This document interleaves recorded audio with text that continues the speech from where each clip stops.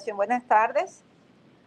Alejandra, estábamos hablando de un reconocimiento que nos da la presidenta de México a los migrantes que estamos en Estados Unidos, que enviamos más de 65 mil millones de dólares, pero lo importante que decía ella, hay mucha gente que quizás no tiene documentos, pero muchos que sí tienen green card, otros que son ciudadanos ya americanos, y yo el día lunes estuve en Denver y platicaba con unas muchachitas, unas jovencitas, abogada, aproximadamente, no sé, 15, 16 años, y me llené mi piel chinita, me quedé, híjoles, quería hasta las lágrimas, se me bajaban de alegría o no sé, por lo que me decía la jovencita, que ella fue a manifestarse porque sus papás ya tenían papeles, pero no lo hacía por ellos tampoco, sino por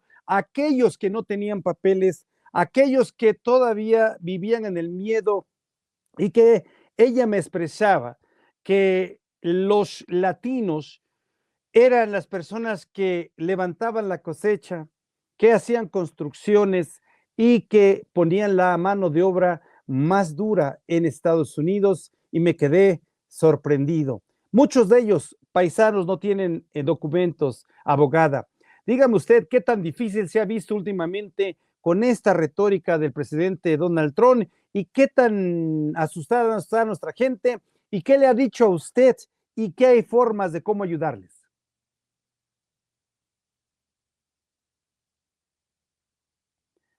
No la escucho, abogada. A ver si nos pone su audio. Mientras Ok, ya está ahí. ¿nos escuchas? Ok, Ya se escucha, y ahora sí ya.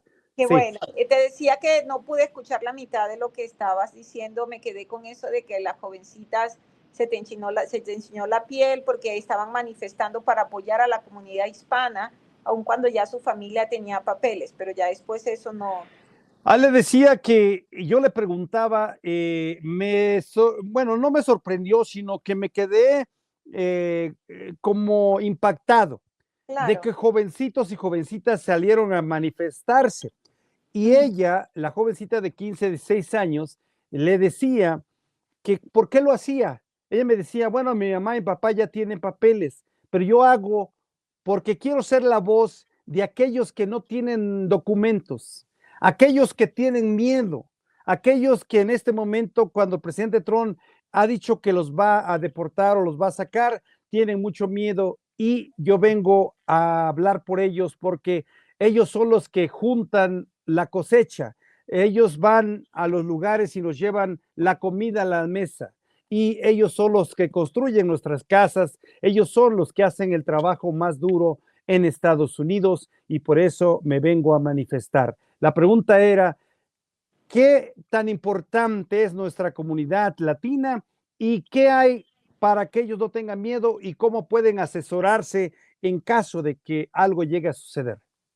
Indiscutiblemente, la comunidad latina es sumamente importante para la sociedad de Estados Unidos y ellos son la mano de obra más trabajadora, porque pueda que exista una mano de obra disponible, pero esa mano de obra no funciona igual. Y las personas que tienen compañías lo ven, por eso es que siguen contratando a personas que no tienen documentos para la construcción, porque hacen bien su trabajo, lo mismo en los restaurantes, lo mismo en cualquier área, ¿verdad? Porque no vamos a decir que nosotros los hispanos solamente hacemos trabajos de ley, porque llaman, sino que estamos en cualquier área. Y la realidad es que somos personas sumamente trabajadoras que aportamos muchísimo al país. Ahora, estábamos hablando pues desde el punto de vista de inmigración, qué tipo de derechos tienen ellos. Desafortunadamente pues están culpando a la comunidad hispana de todos los males de este país, ¿no? Nos están culpando por la inflación, nos están culpando porque un criminal el año pasado mató y violó a una persona, pero se les olvida que por el porcentaje tan grande que tenemos, nosotros no deberíamos de ser considerados criminales, y mucho menos, como dice el presidente, que somos criminales simplemente por cruzar la frontera de forma irregular. Lo que ellos no entienden y la población no entiende es que se cruza de manera irregular porque las leyes de Estados Unidos no tienen una vía hacia la legalización que sea rápida. Si usted pudiera ir a la frontera como hacen los canadienses y pedir una visa para entrar a este país y poder trabajar en él por un tiempo limitado, yo se lo aseguro que todo el mundo lo haría, porque lo que los americanos no entienden es que uno siempre quiere regresar a su país, a ver a su familia, a comer su comida, a recordarse de su cultura. Uno no quiere quedarse en este país totalmente preso. Por lo tanto, esa mentalidad de que no, es que hay que castigarlos porque ellos no han hecho bien las cosas. No, no se les ha dado oportunidad de que hagan bien las cosas, porque tenemos leyes como la ley que había pasado el presidente Biden, que legalizaba a personas que tenían esposos americanos y que habían vivido en este país por más de 10 años, que con toda la razón del mundo tenían derecho a agarrar papeles y nos quitaron esa ley. Y nos quitaron la ley de la DACA y más bien en vez de ir avanzando vamos como que retrocediendo. Entonces, en cuanto a tu pregunta de qué derechos tenemos, bueno, realmente ahorita el derecho que tenemos es a seguir defendiéndonos en caso de que nos detengan. ¿Por qué? Porque podemos solicitar una cancelación de deportación, porque llevamos más de 10 años en este país, hemos pagado impuestos, tenemos cartas de referencia de personas que consideran que somos personas de buena conducta para la comunidad, cartas de empleadores, de amigos, de vecinos, y también porque porque no tenemos ningún cargo criminal, ¿no? Entonces, los derechos que seguimos teniendo es eso, el de seguir peleando, el que por favor usted si lo detienen no firma una orden de deportación voluntaria, porque ahí perdió todos sus derechos, tiene derecho a conseguir un abogado que los represente. Mi recomendación es que vayan a un abogado ahorita, en estos momentos, antes de que exista una deportación o una detención por parte de ICE, para que usted revise si usted puede calificar, porque tal vez hay personas que han pensado que no pueden calificar porque entraron de forma irregular o porque les dijo un abogado que no se podía. Sí, no se podía una petición familiar, pero tal vez que usted califica para una visa U porque fue víctima de crímenes, o califica para una visa T porque sufrió tráfico humano o abuso laboral, o para una visa VAWA porque ha sufrido violencia doméstica o psicológica por parte de un ciudadano americano o residente que es su pareja, o ha sufrido violencia psicológica por parte de sus hijos que son americanos, o por parte de la pareja de sus padres cuando ustedes eran menores de edad. Entonces, por último, también tenemos ese tipo de opciones donde podemos arreglar nuestro estatus, y es el momento que es lo que deberíamos de hacer, no quedarnos tranquilos, no meter la cabeza como el avestruz en la tierra, esperar a que nos agarren, sino al contrario, ser proactivos.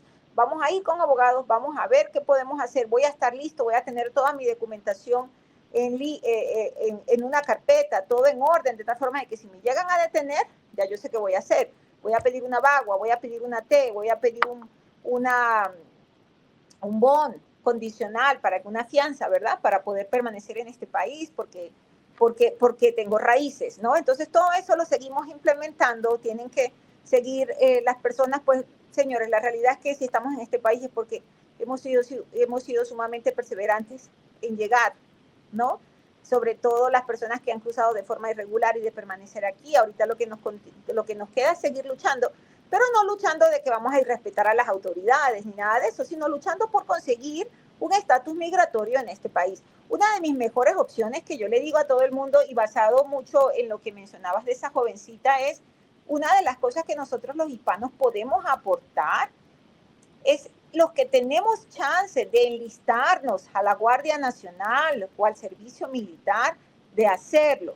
Y de hacerlo por dos razones.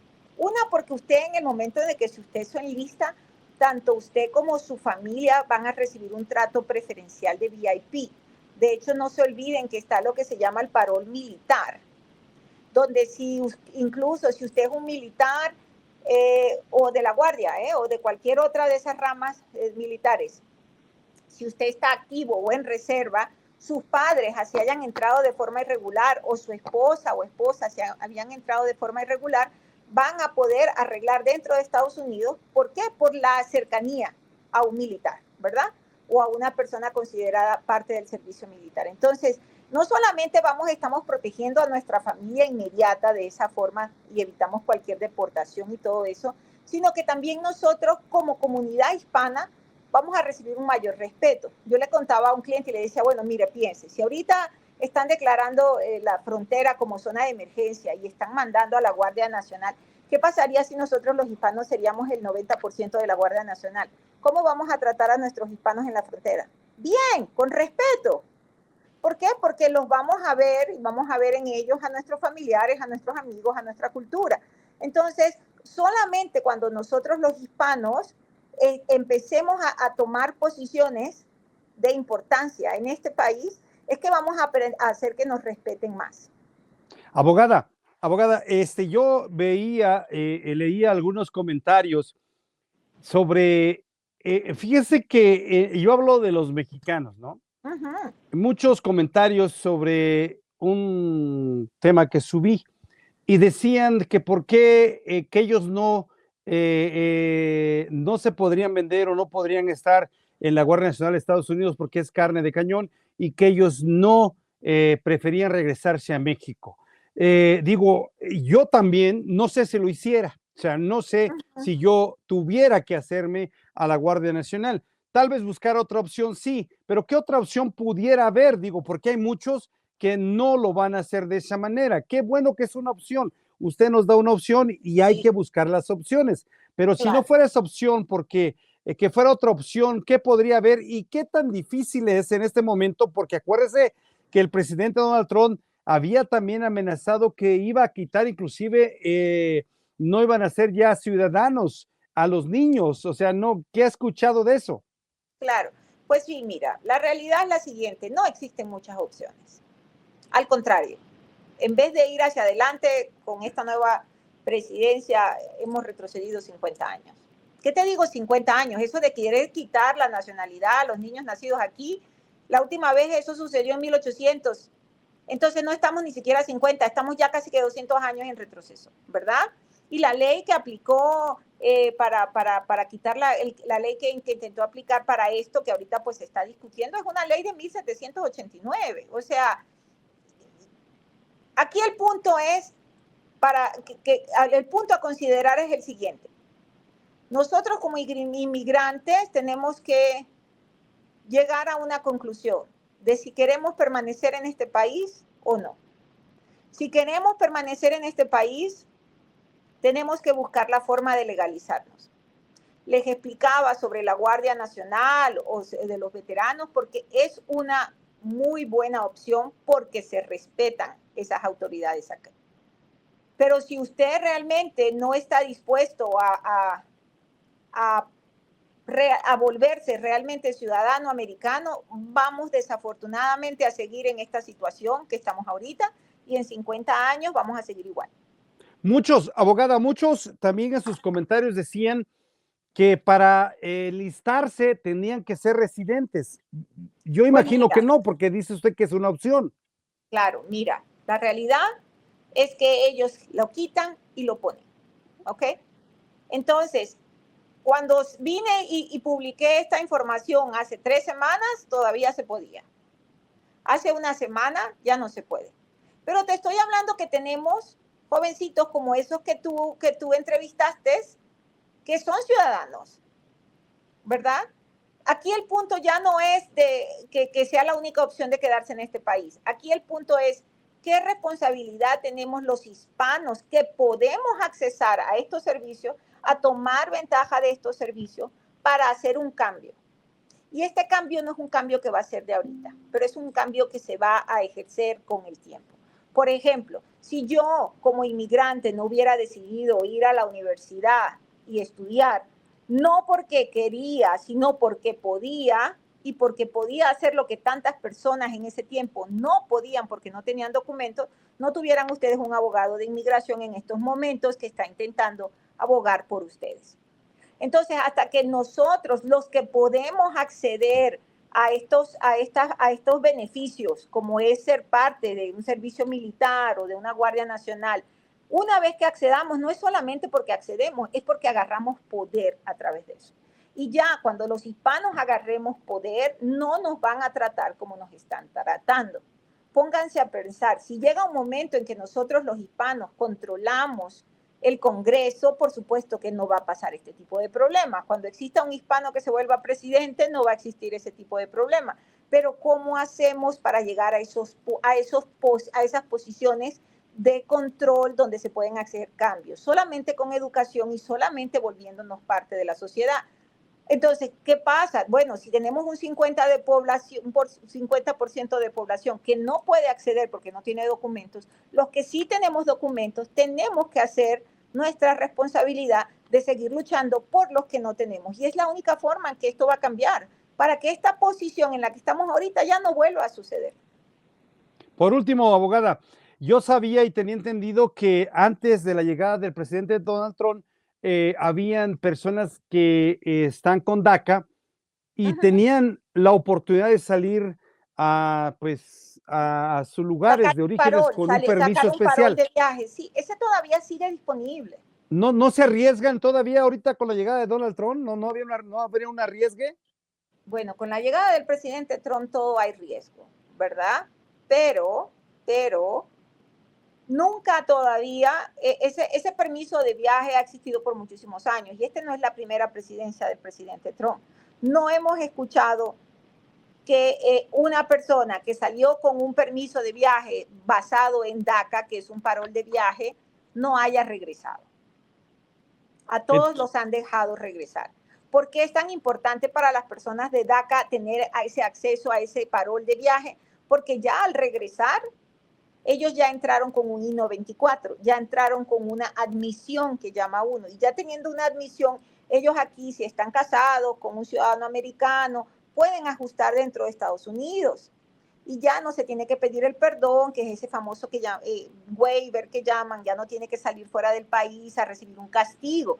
Entonces, ese es el beneficio. Todas las personas, incluso los TPS para los venezolanos, que ya va a expirar, que se va a expirar en febrero, ese TPS, también con ese TPS se podía salir de viaje.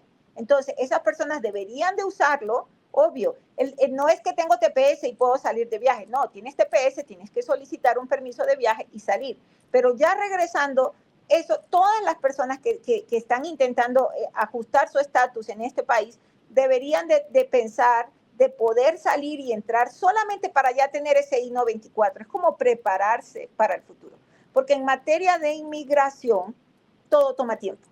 Pero si ya yo tengo un I-94, ya va a ser más fácil que yo ajuste, si en un futuro me caso, ya no voy a tener que pedir perdón y ese tipo de cosas. La otra ventaja que todavía no ha sido eliminada para las personas de DACA es que los de DACA, esa la sacó la ley Biden, que decía que las personas que tenían DACA y habían estudiado un título profesional en este país, en Estados Unidos, podían arreglar su estatus si su empleador los pedía. Esa ley todavía sigue activa y los de DACA deberían de aprovecharlo. O sea, aquí el punto es seguir perseverando y perseverando hasta lograr arreglar un estatus migratorio completo. ¿Para qué? Para que podamos votar los hispanos, para que podamos llegar, como les explicaba, a tener un control y poder tener una posición donde no estamos aquí a la deriva, sino que decimos, no, somos una fuerza poderosa y estamos unidas y no podemos permitir esto. Entonces, abogada, eso me interesó.